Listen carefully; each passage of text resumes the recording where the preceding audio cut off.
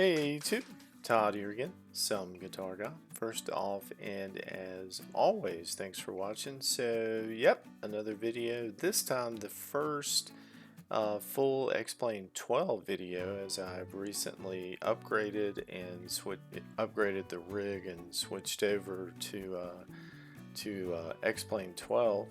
Another Ercoupe video, this, by the way, is freeware. Recently re-released. I'll put a link in the description. This plane, well, it's a 1946 model, but in X-Plane terms dates back to X-Plane 9 and 10, so really nice to keep her flying and flying much better in most opinions, including mine, in the X-Plane 11 and 12. Probably the most accurate in 12. So yeah, I spent some time tuning the system and kind of maybe learning some polishing the old video skills, but yeah, we'll just stipulate full pre-flight, fuel, all that stuff. We're just going to take a lap around the pattern here at my home airport of KLQK in upstate South Carolina. Everything looks good. We'll stipulate comms, even though I'm not going to call them out, and getting ready to pour the coals to her. So we'll rotate, start rotating, start pulling back about 50 knots. There's no wind, beautiful day, and climb out at 60 knots, actually 52 to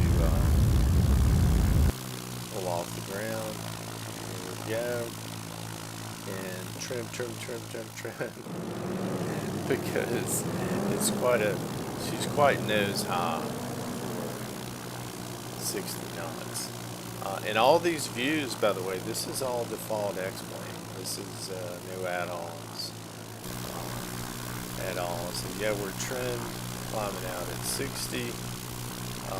We'll want to get to, and not the best job staying along with the runway, but we'll want to make our crosswind turn at 1,700. Field elevation is about 1,000 feet here. And then I found, reading the manual, this key. Alright, that's pretty badass. It's just the X key. It's probably been around since the beginning of the X-Plane. Flying this for 2 years. Just realizing that. So when in doubt, yeah, reconstruct. So there's our 700 feet AGL. Nice gentle turn, crosswind to downwind.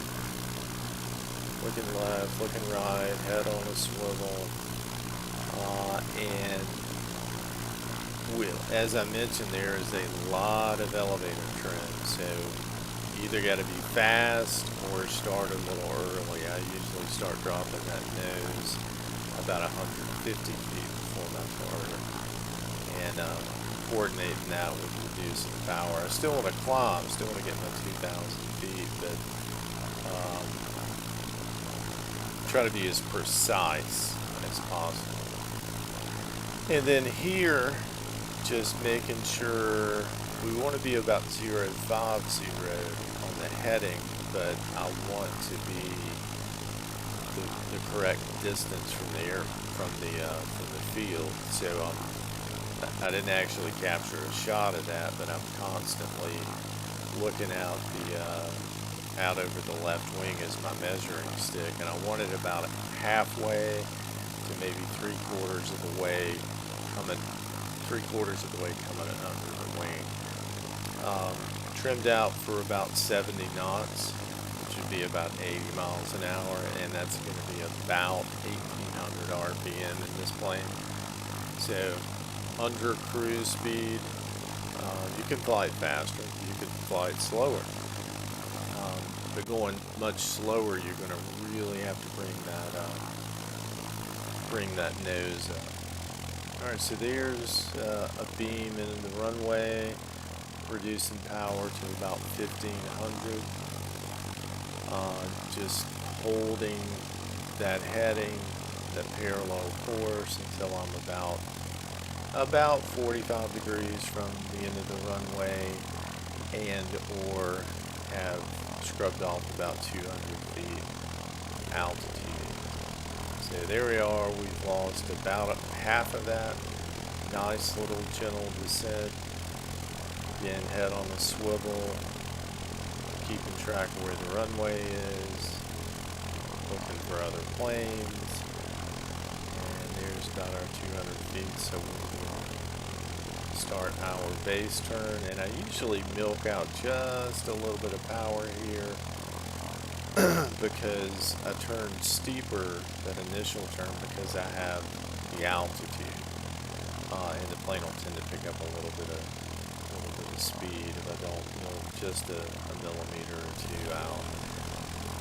So looking about 500 to 600 feet and about 310 degrees, but most importantly, looking at my course, I want to fly perpendicular to the runway, and of course making sure there's no unannounced planes coming in on an extended final.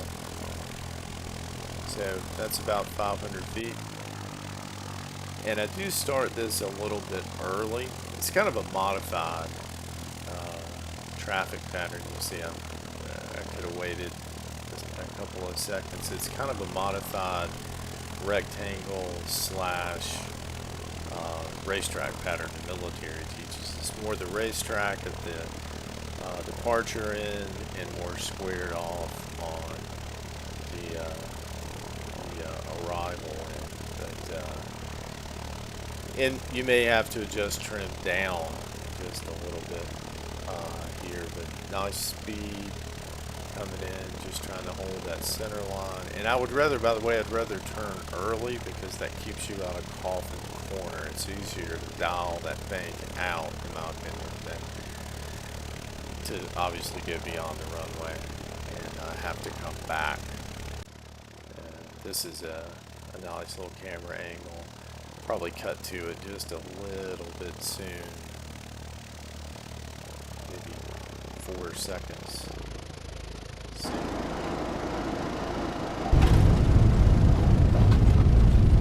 And then a nice little touchdown at the end. I like to touch down about 60 or so. I like to actually be a little slower than that. Slower the better. But that's really all I have for today. Finished with this screenshot. So please remember to do the YouTube thing. And until next time, happy landings. Thanks, guys.